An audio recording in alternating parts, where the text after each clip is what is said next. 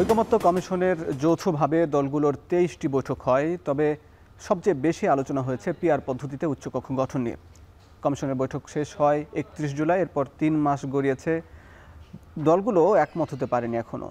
এ সময়ে জামায়াত ইসলামী আন্দোলন সহ ৮টি রাজনৈতিক দল নিম্নকক্ষে পিআর সহ ৫ দফা দাবিতে রাজপথে। এমন পরিস্থিতিতে অন্তর্বর্তী সরকার রাজনৈতিক দলগুলোকে ঐকমত্য আসতে ১ সপ্তাহ সময় বেঁধে দিয়েছে। তাই উচ্চকক্ষ পিআরে বিএনপিকে নোট অফ ডিসেন্ট তুলে দিতে দলগুলোর দর কষাকষি চলছে। বিএনপি ছাড় দিবে কি দিবে না এটি এখনও নিশ্চিত নয়, তবে বাংলাদেশের বাস্তবতায় উচ্চকক্ষের নানা দিক নিয়ে আলোচনা করতে চায় আজকের ভোটের ট্রেনের সঙ্গে আছি আমি হাসিব বিল্লাহ। জুলাই সনদ অনুযায়ী আইনসভা হবে দ্বিকক্ষ বিশিষ্ট। সেই উচ্চকক্ষের নানান দিক আমরা একটু দেখে নিতে চাই। আমরা দেখছি যে উচ্চকক্ষ মূলত হবে বাংলাদেশের দ্বিকক্ষ বিশিষ্ট সংসদ হবে, একটি নিম্নকক্ষ যেটি মূলত সাধারণত ৩০০ সংসদীয় সদস্যদের দিয়েই পরিচালিত হবে এবং সরাসরি নির্বাচিত হবে, যেটি এফটিপিটি পদ্ধতিতে। এছাড়া উচ্চকক্ষ গঠন হবে যেখানে মূলত ১০০ সদস্য বিশিষ্ট সেটি উচ্চকক্ষ সদস্য থাকবেন এবং একই সঙ্গে সেটি সংখ্যানুপাতিক হবে। এখন সেটি কি মোট ভোটের আলোকে নাকি মোট আসনের আলোকে, এটি নিয়ে কিন্তু বিতর্ক চলছে। দর্শক একটু দেখে নিতে চাই দর্শক যে এই উচ্চকক্ষের গঠনের নানান দিক, সেগুলো উচ্চকক্ষ গঠন হবে মূলত যেটি বলছিলাম ১০০ আসন ১০০ সদস্য নিয়ে, এবং উচ্চকক্ষের মেয়াদ হবে শপথ গ্রহণের তারিখ হতে ৫ বছর, এবং নিম্নকক্ষের নির্বাচনের প্রার্থী ঘোষণার সময় উচ্চকক্ষের প্রার্থী তালিকা প্রকাশ করতে হবে। এছাড়া উচ্চকক্ষের কিছু দায়িত্ব রয়েছে, সেগুলো আমরা একটু দেখব। সেখানে দেখা যাচ্ছে যে নিম্নকক্ষের প্রস্তাবিত আইন পর্যালোচনা করবে উচ্চকক্ষ। উচ্চকক্ষের আইন প্রণয়নের ক্ষমতা থাকবে না, তবে কোনো জাতীয় গুরুত্বপূর্ণ বিষয়ে আইন প্রণয়নের জন্য নিম্নকক্ষ বরাবর প্রস্তাব করতে পারবে। নিম্নকক্ষে পাশকৃত অর্থ বিল এবং আস্থা ভোট ব্যতীত সকল বিল উচ্চকক্ষে অনুমোদনের জন্য উপস্থাপিত হতে হবে। উচ্চকক্ষ কোনো বিল স্থায়ীভাবে আটকে রাখতে পারবে না। উচ্চকক্ষ কোনো বিল সর্বোচ্চ ২ মাসের বেশি আটকে রাখলে তা উচ্চকক্ষ কর্তৃক অনুমোদিত বলে বিবেচিত হবে। RICL TMX, যুগের পর যুগ স্থাপনা থাকে মজবুত। VRM প্রযুক্তির RICL TMX। দর্শক, এ নিয়ে আমরা আমাদের সঙ্গে উচ্চকক্ষ নিয়ে আলাপ আলোচনার জন্য স্টুডিওতে উপস্থিত হয়েছেন ঢাকা বিশ্ববিদ্যালয়ের উন্নয়ন বিভাগের অধ্যাপক আসিফ শাহান। স্যার, আপনাকে স্বাগত। এবং একই সঙ্গে উপস্থিত রয়েছেন ঢাকা বিশ্ববিদ্যালয়ের রাষ্ট্রবিজ্ঞান বিভাগের সহযোগী অধ্যাপক কাজী মোহাম্মদ মাহবুবুর রহমান। আপনাদের দুজনকে স্বাগত জানাচ্ছি। আমরা আপনাদের নিয়ে আলাপ করব, তার আগে কিছু তথ্যচিত্র আমরা একটু দেখে নিতে চাই। আপনাদের নিয়েই আমরা একটু দেখব, যেখানে আমরা একটু দেখি যে বিগত 4টি নির্বাচনের একটু ফলাফল দেখছি। সেখানে নির্বাচন যদি 91, 96, 2001 এবং 2008, সেখানে দেখা যাচ্ছে যে সরকারি দল অর্থাৎ বিএনপি তৎকালীন, যদি আমরা নিচের দিকে সিরিয়ালি আসি, সেখানে বিএনপি পেয়েছিল 30.81% ভোট এবং তারা আসন পেয়েছে 140টি। এবং আসনের অনুপাতে যদি আমরা বিবেচনা করি তাহলে দেখা যায় যে সেখানে 46টি এখানে 46% মূলত, এবং একই সঙ্গে ভোটের অনুপাতে মূলত সেই বিএনপি 2091 পেয়েছে 31%। এরপর দেখছি 1996-এর যে জুন মাসে যে সপ্তম জাতীয় সংসদ নির্বাচন, সেখানে আওয়ামী লীগ পেয়েছিল 37.4% ভোট এবং আওয়ামী লীগ পেয়েছে সেটার বিপরীতে 146টি আসন, এবং আসনের অনুপাতে অর্থাৎ 100 আসনের যদি আমরা হিসাব করি তাহলে কিন্তু সেখানে 48টি আসন পায়, 48%, এবং একই সঙ্গে ভোটের অনুপাতে মূলত 37।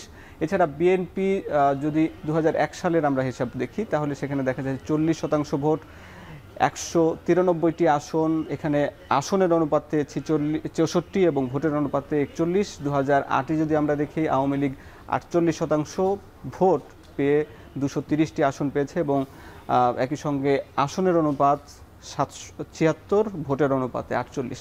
আমরা একটু আরেকটা চিত্র দেখতে চাই। আসলে মূলত এটি 4টা নির্বাচন বিশ্লেষণ করলাম, আমরা একটা নির্বাচন যদি বিশ্লেষণ করি সেখানে দেখা যাচ্ছে যে 2001টাকে যদি আমরা ধরি, সরকারি দল বিএনপি মোট ভোট পেয়েছে 40% এবং আসন পেয়েছে 143।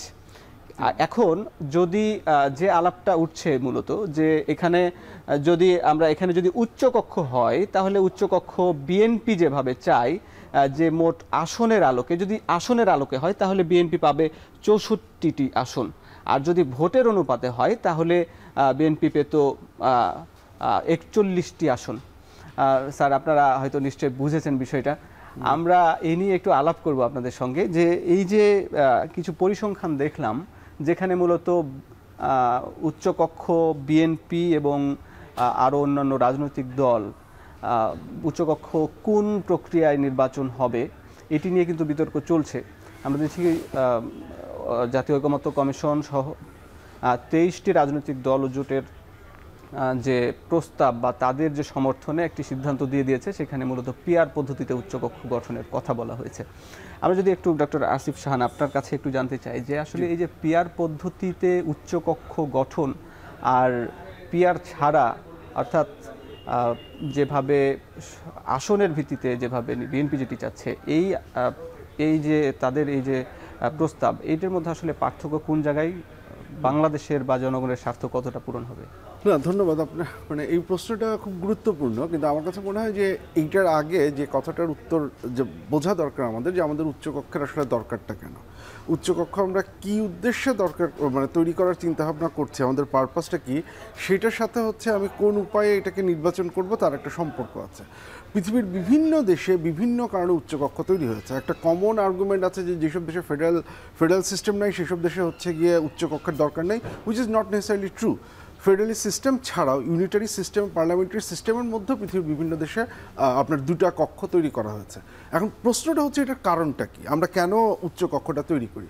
এখন রাষ্ট্রবিজ্ঞানে যদি আপনি দেখেন যে দেয়ার আর নাম্বার অফ রিজন, ম্যাডিসোনিয়ান একটা পার্সপেক্টিভ আছে, সেইটা একটা কারণে বলে, বা যেটার সাথে হচ্ছে গিয়ে খানিকটা জন স্টুয়ার্ট মিলের পার্সপেক্টিভেরও একটা সম্পর্ক আছে, যেটার মূল বক্তব্যটা হচ্ছে আমি উচ্চকক্ষ বা আরেকটা কক্ষ তৈরি করছি যাতে হচ্ছে গিয়ে নিম্নকক্ষ বা কোনো একটা কক্ষ যেন বেশি পাওয়ারফুল না হয়ে যায়, একটা চেক অ্যান্ড ব্যালেন্স যেন থাকে। সেই চেক অ্যান্ড ব্যালেন্স করাটা হচ্ছে একটা উদ্দেশ্য।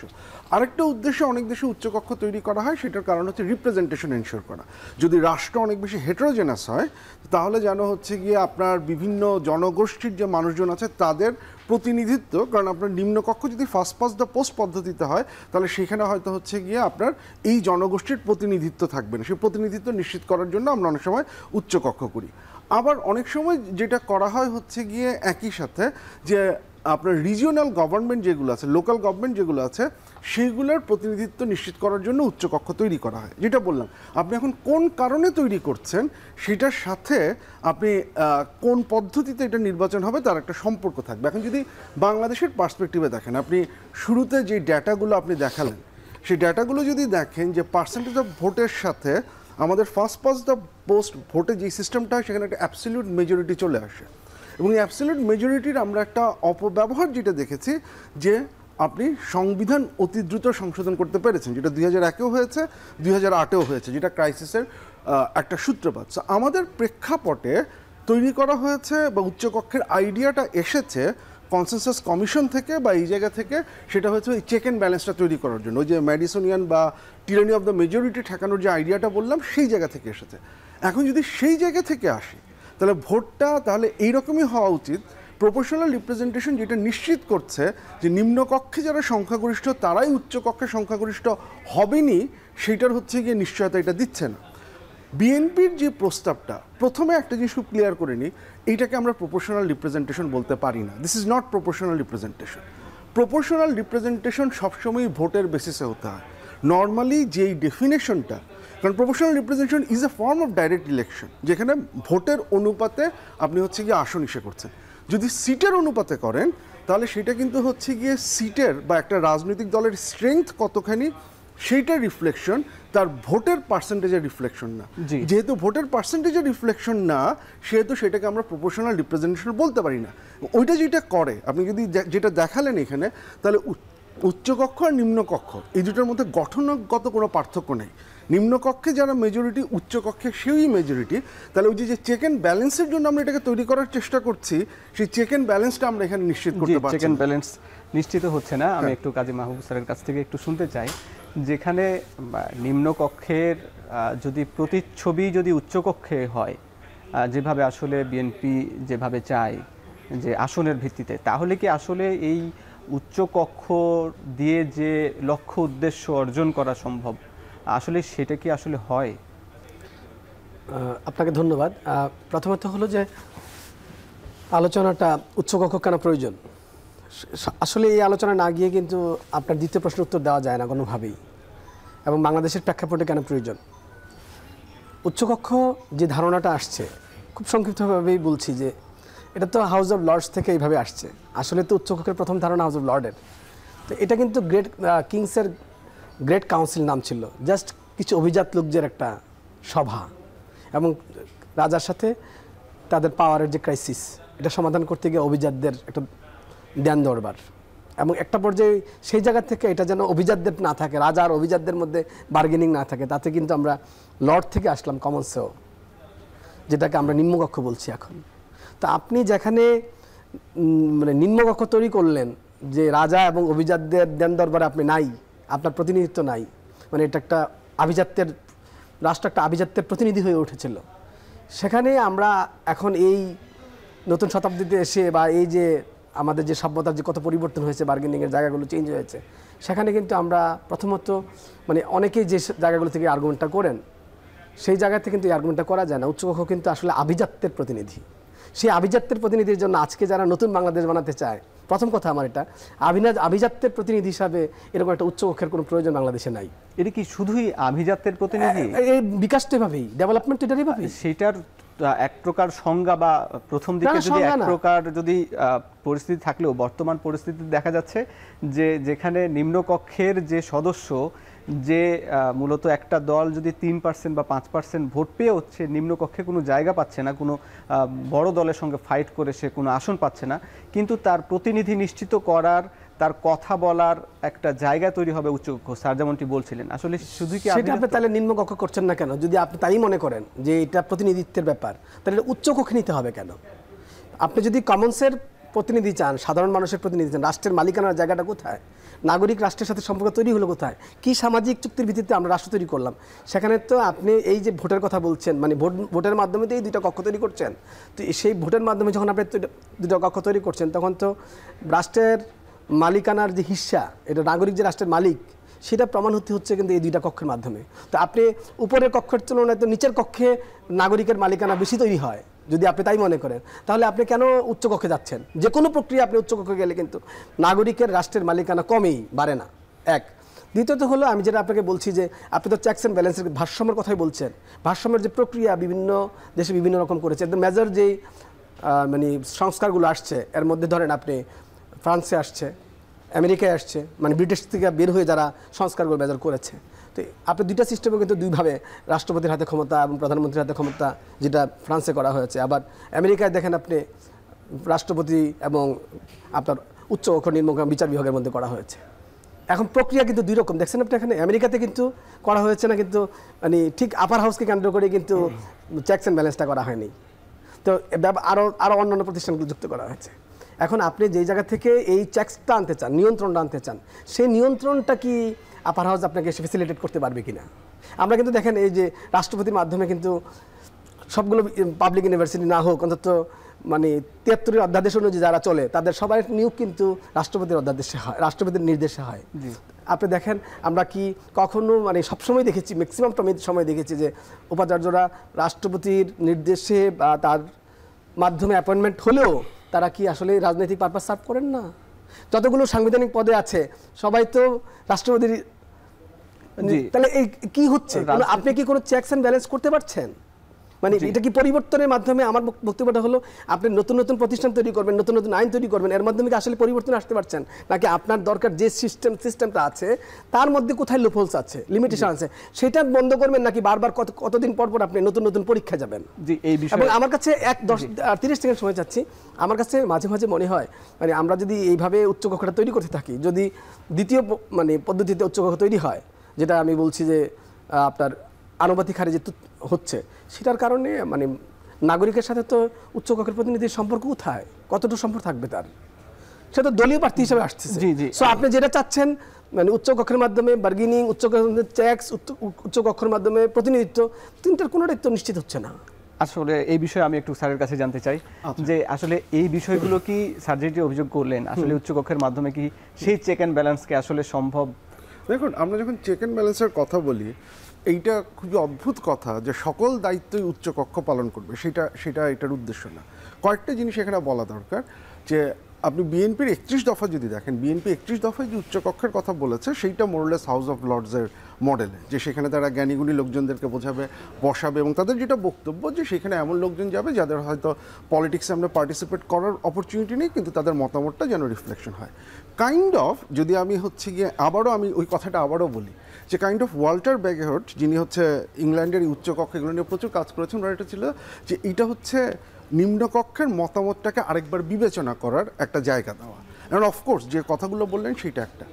এখন আবারও বলছি যে আপনি উচ্চকক্ষ কেন প্রতিষ্ঠা করছেন, এইটার উত্তর যদি আপনি খুঁজতে চান, তাহলে এইটার উত্তর শুধুমাত্র হাউস অফ লর্ডসে নাই, এটার উত্তর হচ্ছে গিয়ে শুধুমাত্র ফ্রান্সে নাই, এটার উত্তর শুধুমাত্র ইউএসএ নাই।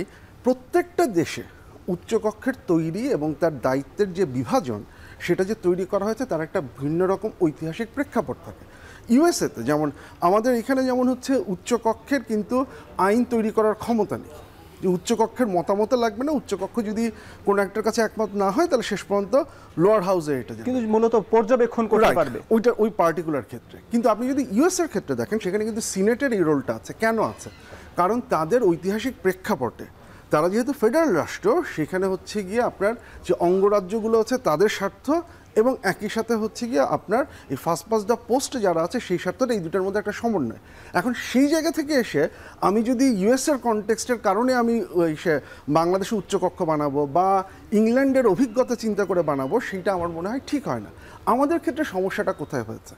আমাদের ক্ষেত্রে উচ্চকক্ষের যে জায়গাটায় নিয়ে আলোচনাটা বারবার এসেছে, যে কারণে আপনি এই জিনিসপত্রগুলো দেখালেন, যে আমরা যেটা দেখেছি যে আমাদের রাজনৈতিক দলগুলোর পাওয়ার কনসেন্ট্রেশনের যে আকাঙ্ক্ষা সেটা তীব্র, সেটা 91 সালেও দেখেছি, 96-তে আমরা দেখেছি কেয়ারটেকার গভর্নমেন্টকে পলিটিসাইজ করার মাধ্যমে, 2001-এ তো সেটাকে ইউজ করে কনস্টিটিউশন চেঞ্জ করা হয়েছে। আমার মনে হয় এই যে পার্টিকুলার একটা প্রবলেম আমরা যেটা ফার্স্ট পাস্ট পোস্ট সিস্টেমে দেখি, যেটাকে আমরা অনেক সময় বলি দ্য ভোট অফ অ্যাঙ্গার, যে মানুষজন আমাদের এন্টি ইনকামবেন্সি ভোট দেওয়ার প্রবণতা বেশি, যেটাকে অনেক সময় বলা হয় ভোট অফ অ্যাঙ্গার। এই অ্যাঙ্গারের কারণে একটা দল বিশাল মাত্রায় জিতে যায় এবং তখন সে সেই ক্ষমতাটা পেয়ে এটাকে চেঞ্জ করে, যেটা আমাদের রাষ্ট্রের একটা ফান্ডামেন্টাল প্রবলেম আমরা দীর্ঘ সময় ধরে লক্ষ্য করেছি। এখন যখন আমরা কনস্টিটিউশনাল ডিজাইনের কোয়েশ্চেনে আসছে, তখন আমরা এই উচ্চ কক্ষকে ব্যবহার করা হচ্ছে এসেনশিয়ালি এই ফান্ডামেন্টাল যে প্রবলেমটা আছে সেটাকে সলভ করার জন্য। আপনি যদি কনস্টিটিউশনাল রিফর্ম কমিশনের প্রথম যে সলিউশনটা সেটা দেখেন, ওনারা কিন্তু সিম্পল মেজরিটিও বলেন এই উচ্চ কক্ষে, ওনারা ওইখানে 2/3 বলেছিলেন। এখন সেটা থেকে সরে আসছেন কারণ বিএনপি 2/3 রাজি হচ্ছিল না। অ্যাটলিস্ট একটা চেক অ্যান্ড ব্যালেন্স হচ্ছে গিয়ে রাখাটা। এবং আবারও এই চেক অ্যান্ড ব্যালেন্সের জন্য উচ্চকক্ষ এবং উচ্চকক্ষের রোল শুধুমাত্র একটা ধাপ। আপনি যদি জুলাই সনদটা দেখেন, সেখানে সাংবিধানিক প্রতিষ্ঠানগুলোর নিয়োগ থেকে শুরু করে আরও অনেক কিছু আছে এবং এই পুরো জিনিসটা একটা আরেকটার সাথে কানেক্টেড। এখন উচ্চকক্ষকে যদি আপনি সরিয়ে দেন, তাহলে বাকি যে পদ্ধতিগুলো আছে সেগুলো অনেক ক্ষেত্রেই অর্থহীন হয়ে যায়। সো এইখানে এই যে পরস্পরের মধ্যে তাদের যে সম্পর্কটা আছে, ঐতিহাসিক যে প্রেক্ষাপটটা আছে, এবং ঐতিহাসিক প্রেক্ষাপটটাকে কনটেক্সটে নিয়েই পৃথিবীর বিভিন্ন দেশ তার যে কনস্টিটিউশনটা তৈরি করে সে ওই বাস্তবতার ভিত্তিতে করে। এখন কোয়েশ্চেন হচ্ছে সে বাস্তবতাটাকে আমরা বিবেচনায় নিব কিনা, এটা আমাদের স্বাধীনতা। জি, আমরা নিব কিনা এই উত্তর স্যারের কাছে জানবো। তার আগে একটা বিরতি নিচ্ছি। দর্শক ভোটে টেনে নিচ্ছে একটা বিরতি, ফিরছি একটু পরেই।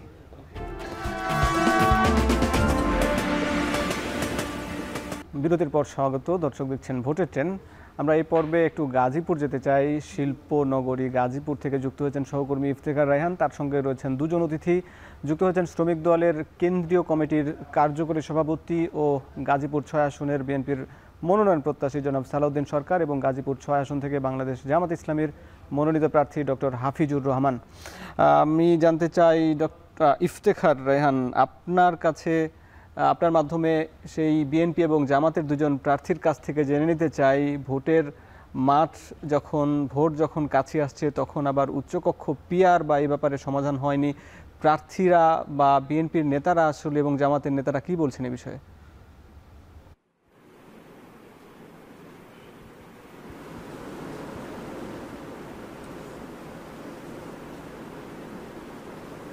হাসিব, আপনাকে ধন্যবাদ।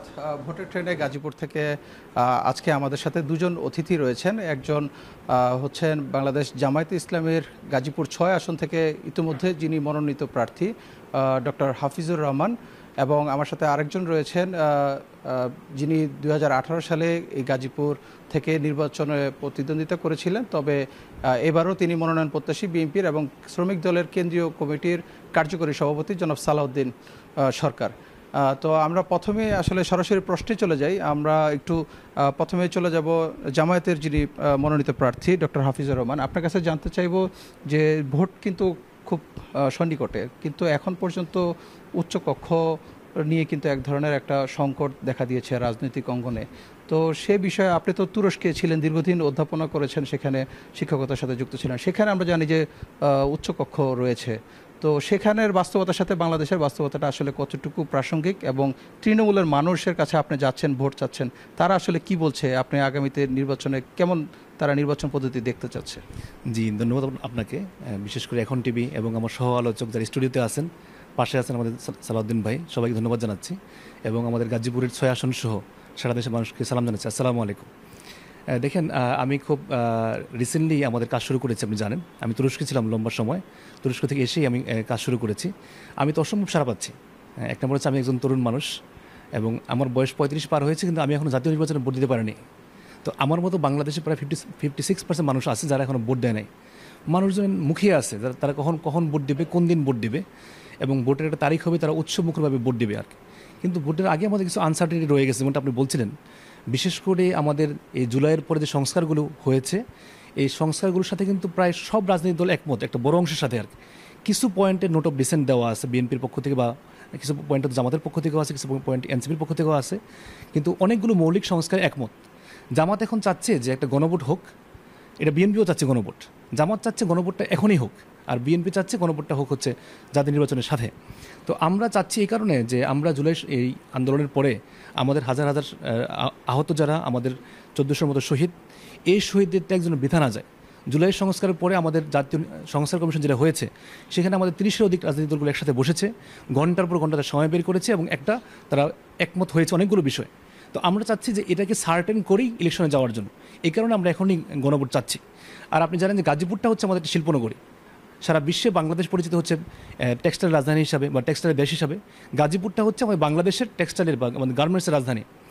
তো আজকে আমাদের গাজীপুর 6 যেটা প্রায় 20 লাখ মানুষ, আমাদের মানুষের নিরাপত্তা যদি বলেন, আমরা আজকে খুব কঠিন অবস্থা পার করছি।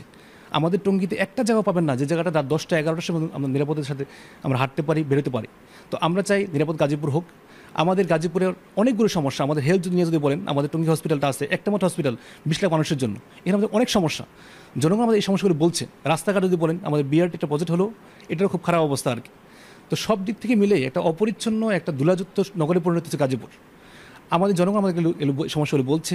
আমরা আমাদের নির্বাচিত হলে ইনশাআল্লাহ এই গাজীপুরকে একটা সুন্দর নগরে আমরা পরিণত করতে চাই, এই আসনকে একটা মডেল আসনে পরিণত করতে চাই, এবং বাংলাদেশকে আমরা একটা সুন্দর বাংলাদেশে পরিণত করতে চাই।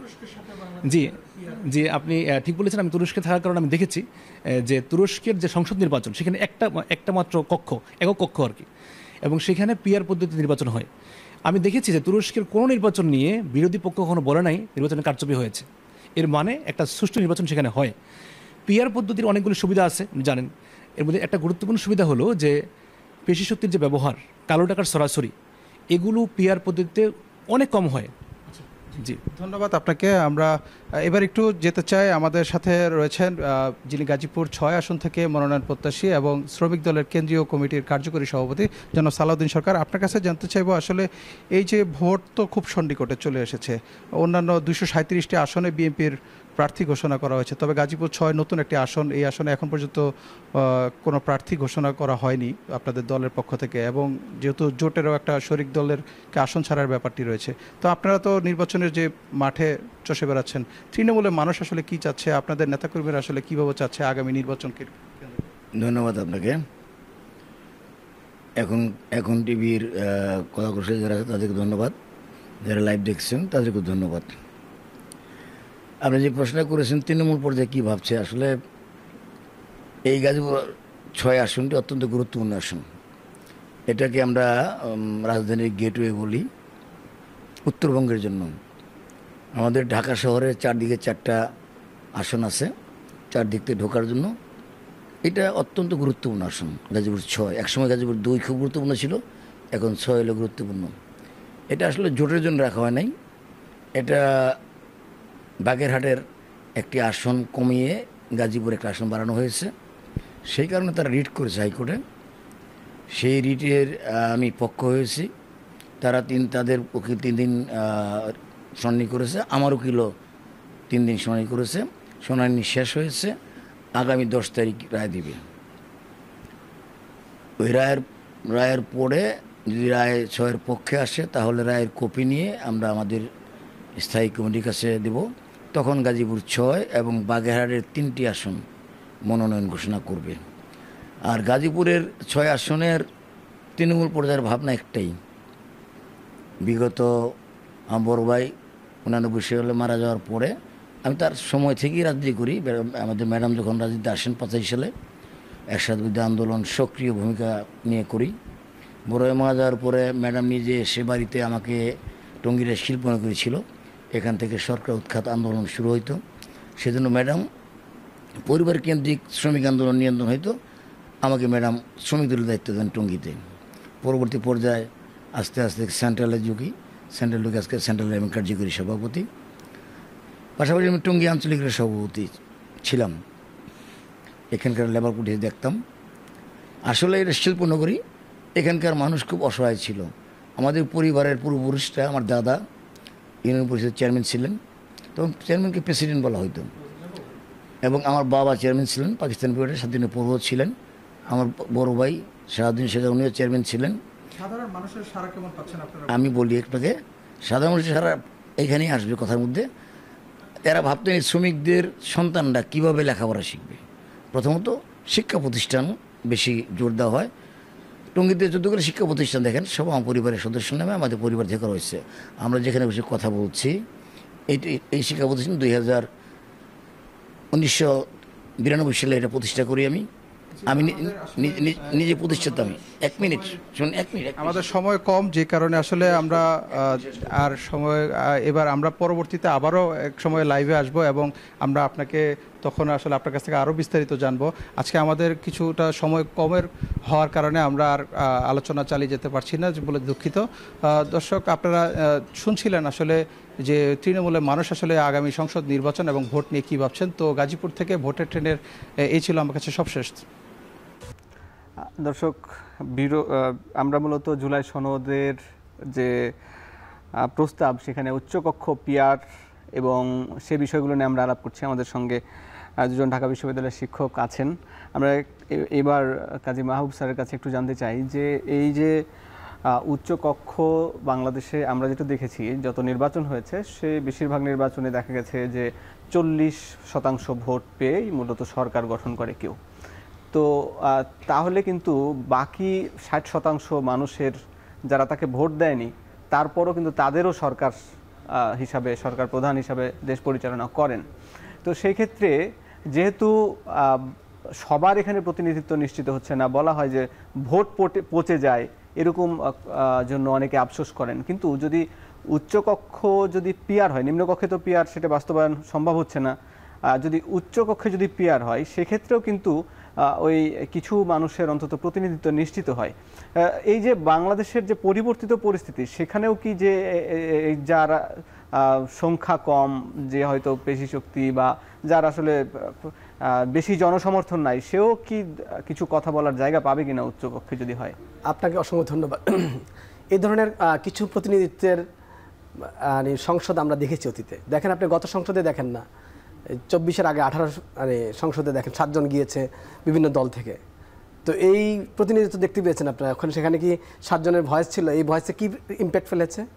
আপনি যদি আরও 5টা দল থেকে 2 জন 3 জন 4 জন 5 জন করে নিয়ে আসেন উচ্চকক্ষে, এর কি ইম্প্যাক্ট ফেলবে যদি রাষ্ট্র অনিয়ন্ত্রিত থাকে? আচ্ছা, আপনাকে আমি বলি, আপনি 1947 সালে শ্রীলঙ্কা উচ্চকক্ষ নিয়েছিল ব্রিটিশ আদলে, 1971 সালে নিজেরা এটাকে পরিত্যাগ করেছে, উচ্চকক্ষ তৈরি করেছে পরবর্তীতে সে নেপাল। আমরা যেখান থেকে মানে স্বাধীনতা অর্জন করেছি, আমরা যে স্বাধীন হয়ে গেলাম, পাকিস্তানে কিন্তু উচ্চকক্ষ আছে। পাকিস্তানের শাসন ব্যবস্থার কি সৌন্দর্য! তা আপনি উচ্চকক্ষ দিয়ে যেই আইনগুলো কোনো বিল পাস হলে বা বিল উত্থাপন হলে সেটা যেমন দেখা যায় তত্ত্বাবধায়ক সরকার কয়েকদিনের একটা শুধু সিদ্ধান্তে, যেটি আসলে খুব বেশি আলোচনা হয় নাই সংসদে, তারপরও কিন্তু একটা সরকার একটা সিদ্ধান্ত নিয়েছে, কিন্তু সেটি আসলে হয়তো নিতে পারতো না যদি উচ্চকক্ষ এরকম কোনো একটা বিষয় থাকতো। আপনার এই উচ্চকক্ষের তো কোনো পাওয়ারই নাই। যে উচ্চকক্ষ আপনি সাজেস্ট করেছেন 2 মাস কোনো বিল ফেলে রাখলে তো এটা কোনো কিছুই করতে পারবে না। এই উচ্চকক্ষের তো কোনো মূল্যই নেই। জাস্ট আপনি আরো 100টা লোককে পালতেছেন। জাস্ট আপনি আমাদের এখন 300, আমাদের গত সংসদগুলোর অভিজ্ঞতাতে বলি, 300টা লোক ছিল আমাদের এলাকাতে যারা মানে এলাকা নিয়ন্ত্রণ করতো। আমি ঠিক আরো ভালোভাবে বললাম, সফট। এখন আরো 100 জন লোক তৈরি হবে যারা এলাকা নিয়ন্ত্রণ করবে। ওই 100 জন লোক যে এলাকা থেকে আসবে না, ওই উচ্চকক্ষ নিম্নকক্ষের লড়াই গ্রাম পর্যন্ত আপনারা নিয়ে গেলেন, এখন উপজেলা পর্যন্ত নিয়ে গেলেন আপনারা এখন। কারণ ওখানে 2 জন থাকবে, একজন উচ্চকক্ষের একজন নিম্নকক্ষের, ম্যাক্সিমাম জায়গায় আর কি 100টার মতো থাকবে, 1/3 থাকবে। তো সেখানে যিনি নিম্নকক্ষের আছেন তার এক ধরনের রোল থাকবে এলাকায়, আবার উচ্চকক্ষের আরেকটা মানে গ্রুপিং তৈরি হবে আবার একটা। এবং এখানে এদের 2 পক্ষকে কেন্দ্র করে একটা সিন্ডিকেট তৈরি হবে। রাষ্ট্রে নতুন করে আপনি আরো 100 জনের একটা সিন্ডিকেট বানাচ্ছেন, যেখানে 300 জনের সিন্ডিকেটে আমরা বিরক্ত। আমরা অলরেডি 300 জনকেই নিয়ন্ত্রণ করতে পারছি না। অথচ এই একটা রাবার স্ট্যাম্প, এই উচ্চকক্ষটা যেভাবে উপস্থাপিত হয়েছে, জাস্ট একটা রাবার স্ট্যাম্প, এটা কোনো পাওয়ার নাই। জাস্ট 100 লোকরে খাওয়ানো, পড়ানো, গাড়ি দেওয়া, বাড়ি দেওয়া এবং তাদেরকে ট্যাক্সের টাকা পরিচালনা করা। এইভাবে তো পাকিস্তানও করছে, এভাবে নেপালও করছে। নেপালে কিন্তু বিপ্লব হয়েছে উচ্চকক্ষ তৈরি করার পরে। জি, আপনাকে ধন্যবাদ। আমি আমার সময় একেবারে সংক্ষিপ্ত, প্রায় শেষ। ছোট করে যদি আসিফ জাহান স্যার আপনার কাছে জানতে চাই যে এটা কি শুধুই মাথা ভারী? না, আমার সেটা মনে হয় না। আমি যে কথাটা বারবার বলছি, যে আপনাকে আগে দেখতে হবে যে আপনি যখন অন্য কোনো দেশের সাথে, অন্য কোনো অবস্থার সাথে তুলনা করছেন, তুলনাটা অ্যাপেল টু অ্যাপেল হতে হবে। হ্যাঁ, আপেলের সাথে কমলা তুলনা করে লাভ নেই। ইস্যু ইম্পর্টেন্ট জিনিসটা হচ্ছে যে আমি কি উদ্দেশ্যে করছি, আমার সেই উদ্দেশ্যের সাথে মিল রেখে আমি যেভাবে নির্বাচন করছি সেটা একটা সম্পর্ক আছে কিনা। দেখুন, এই যে উচ্চকক্ষের ভূমিকা, এখন যেটা হচ্ছে যে আমি যদি একে বিল পাশ করার ক্ষমতাও দিতাম, তাহলে একটা বড় ধরনের ক্রাইসিস হওয়ার পসিবিলিটি ছিল। যদি 40%, দেখেন এখন এই যে 40%, আমি এই হিসাবে আসি যে 40% বিএনপির ভোট, তার মানে বিএনপির 40টা আসন, তার মানে বিরোধী দল সব মিলে 60টা আসন পাওয়ার একটা পসিবিলিটি আছে। যদি সেরকম হয় তাহলে প্রত্যেকটা বিল আটকে যাবে, তাহলে গভর্নমেন্টের একটা ইনস্টেবিলিটি তৈরি হবে। সো একই সাথে এই ইনস্টেবিলিটিটা আটকানো একটা উদ্দেশ্য, আবার ওই যে পাওয়ার কনসেন্ট্রেশন হওয়ার যেই মানে কনস্টিটিউশন অ্যামেন্ডমেন্ট করে এটাকে চেঞ্জ করার, পাওয়ার স্ট্রাকচার চেঞ্জ করার যে সমস্যা, সেইটা এই দুইটার মধ্যে আমার মনে হয় একটা কম্প্রোমাইজ এখানে করার চেষ্টা হয়েছে। সো সেই কম্প্রোমাইজটা করার মানে হচ্ছে উচ্চকক্ষের একটা খুব স্পেসিফিক দায়িত্ব আছে, এবং উচ্চকক্ষ অবশ্যই পরবর্তীতে সংসদীয় স্থায়ী কমিটি বা এগুলোর মাধ্যমে, এবং সেই সংসদীয় স্থায়ী কমিটি অনেক বেশি অংশগ্রহণমূলক হবে, কারণ সেখানে সরকারি দল এবং বিরোধী দলের অংশগ্রহণ থাকবে অনেক সমতার ভিত্তিতে। জি, আপনাদের অনেক ধন্যবাদ। আমরা নিশ্চয় এই বিষয়ে রাজনৈতিক দলগুলি একটি সিদ্ধান্ত নেবে এবং তার পরবর্তীতে উচ্চকক্ষ বা এই প্রক্রিয়া কি হবে সেটি আমরা দেখব। আচ্ছা, 15 সেকেন্ড জাস্ট। আপনি দেখবেন যে এই উচ্চকক্ষের কারণে আমরা প্রেসিডেন্টকে কিন্তু ক্ষমতা দিয়েছি এই যে এটা রিভিউ করার জন্য আইনগুলো। প্রেসিডেন্ট কিন্তু রিভিউ করতে পারে না, সুতরাং প্রেসিডেন্ট যেমন রাবার স্ট্যাম্প হয়ে আছে, এটা একটা রাবার স্ট্যাম্প তৈরি হবে। এখানে তবুও একটু কথা বলার একটা জায়গা তৈরি হবে। দর্শক, আমরা এখন বিরতিতে ভোটের ট্রেনে নিচ্ছি, একটা বিরতি, ফিরছি একটু পরে। বিরতির পর স্বাগত। দর্শক দেখছেন ভোটের ট্রেন। এখন আমরা যেতে চাই তৃণমূলে। সেখানে সৈয়দপুর থেকে আমিরুল বাপ্পি যুক্ত হয়েছেন এবং সেখানকার যারা রাজনীতিবিদ তারা কি বলছেন উচ্চকক্ষ নিয়ে, তার কাছ থেকে জেনে নিতে চাই। আমিরুল বাপ্পি,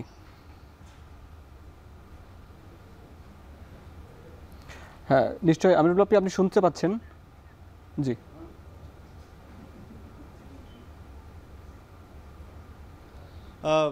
হাসিব, এই যে পিআর পদ্ধতি নিয়ে আসলে শুরু থেকেই অনেক রকম জল্পনা কল্পনা, শেষ পর্যন্ত উচ্চকক্ষে পিআরের যে কথাটি বলা হচ্ছে, এবং সেটা নিয়ে আলোচনার জন্য আমার ডান পাশে আছেন জামাত মনোনীত প্রার্থী এবং সৈয়দপুর উপজেলা জামাতের আমির হাফেজ আব্দুল মুন্তাকিম, এবং আমার বাম পাশে আছেন বিএনপি মনোনীত প্রার্থী এবং সৈয়দপুর সাংগঠনিক জেলা বিএনপির সভাপতি আব্দুল গফর সরকার। আমি শুরুতেই একটু হাফেজ আব্দুল মুন্তাকিম ভাই আপনার কাছে জানতে চাই যে আপনারা যে চাইছেন যে ভোটের ভিত্তিতে উচ্চকক্ষে পিআর, এটার আসলে কারণটা কি, ব্যাখ্যাটা কি আসলে?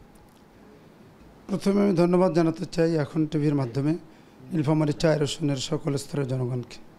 আজকে ভোটের ট্রেনের উচ্চ কক্ষে পিআর, এটা আমাদের দলের একটি দাবি এবং এই দাবিটি এখন জনগণের দাবিতে পরিণত হয়েছে।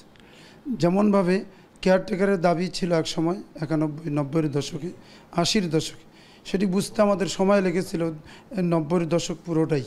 ঠিক অনুরূপভাবে এখন হয়তো আমাদের বুঝতে সময় লাগলেও আমরা চাই পিআর এখন জনগণ অনেকেই দাবি করেছে, আমরা তারই ভিত্তিতে এটা চাই।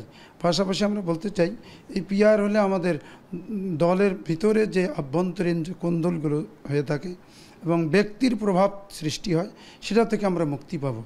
দল এবং জাতি দুটো মিলে একটি সমৃদ্ধ দেশ গড়া সম্ভব হবে। সেই লক্ষ্যেই আমরা উচ্চকক্ষ সহ নিম্নকক্ষ প্রত্যেকটিতেই আমরা পিআর চাই। এটি আমাদের এখন দলের মূলত প্রধান দাবিতে পরিণত হয়েছে। জনগণকে সাথে নিয়ে আমরা এ দাবি আদায়ের লক্ষ্যেই আন্দোলনে মাঠে আসছি। সেক্ষেত্রে কি আপনার মনে হয় না যে নিম্নকক্ষের সাথে উচ্চকক্ষের একটা দ্বিমত তৈরি হবে বা এরকম কোনো কিছু? দ্বিমত হবে, দ্বিমতের ক্ষেত্রেও আমাদের সুনির্দিষ্ট কিছু নিয়ম নীতিমালা তো তৈরি হবেই। তখন যখন তৈরি হবে তখন বিধানও তৈরি হবে, তার ভিত্তিতেই সুন্দর একটি রূপরেখা চলে আসবে ইনশাল্লাহ আমরা মনে করি। আমরা একটু চলে যেতে চাই বিএনপি নীলফামারী 4 আসনের বিএনপি মনোনীত প্রার্থী এবং সৈয়দপুর সাংগঠনিক জেলা বিএনপির সভাপতি আব্দুল গফুর সরকার, আপনার কাছে বিএনপি চাইছে যে ভোটের ভিত্তিতে না, যে আসন পাবে সেই আসনের ভিত্তিতে উচ্চকক্ষে পিআর, তো এটাতে আসলে সুবিধা কি হবে বলে আপনি মনে করেন? দেখুন, বাংলাদেশে পিআর পদ্ধতি এটা কোনোদিন চালু ছিল না এবং এটা একটি নতুন ধারণা নিয়ে এখন কিছু দল এই কথা বলছে। এই পিআর সম্পর্কে আমাদের দেশের সাধারণ মানুষ অবহিত নয়, কারণ বাংলাদেশে সৃষ্টির লগ্ন থেকে আজ পর্যন্ত পিআর সিস্টেমে কোনো নির্বাচন হয়নি। এখন এই পিআর সিস্টেমের ব্যাপারে আমাদের বিএনপির পক্ষ থেকে বক্তব্য হলো, কেউ যদি পিআর সিস্টেম চায় সুতরাং এই ম্যান্ডেট নিয়ে জনগণের কাছে যাক, জনগণ যদি তাদের সমর্থন করে সংবিধান সংসদে গিয়ে তারা সংবিধান সংশোধন করে পিআর সিস্টেমটা বাস্তবায়ন করবে।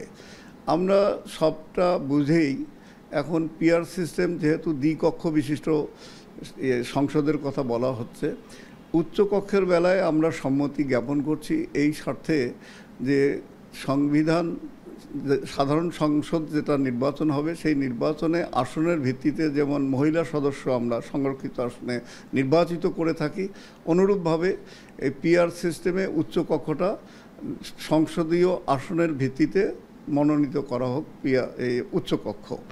উচ্চকক্ষ এরকম হলে আমাদের আরেকটি ধারণা আমরা পোষণ করি যে উচ্চকক্ষটা এই জন্য প্রয়োজন যে কিছু ব্যক্তি আছে যারা বাংলাদেশের গণতন্ত্র অথবা বাংলাদেশের সমস্যাদি এগুলো চিহ্নিত করে রিসার্চ করে।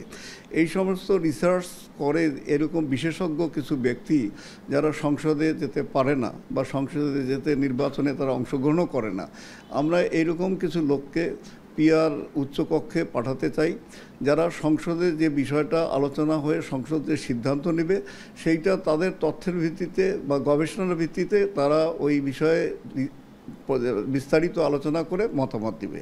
সেই মতামতটা যুক্তিযুক্ত হলে সংসদ এটা পুনর্বিবেচনা করবে, না হলে তারা সম্মতি দিলে সেটা আইন হিসাবে পাস হবে। এই জন্য আমরা উচ্চকক্ষ এই পদ্ধতিতে নির্বাচনের কথা বলছি। তার মানে দুই দলই আসলে পিআর চাইছেন, কিন্তু সেটা কোন পদ্ধতিতে হবে সেটা এখন নিশ্চয়ই সেটা পরবর্তীতে আলোচনা হবে। তো ভোটের ট্রেনে সৈয়দপুর থেকে যুক্ত ছিলাম আমি আমিরুল বাপ্পি, এখন ফিরে যাচ্ছি স্টুডিওতে। দর্শক, এতক্ষণ উচ্চকক্ষ এবং উচ্চকক্ষ পিআর নিয়ে আলাপ হলো। আপনারা যারা দেখলেন সবাইকে ধন্যবাদ জানাচ্ছি এবং দেখা হবে আগামী পর্বে।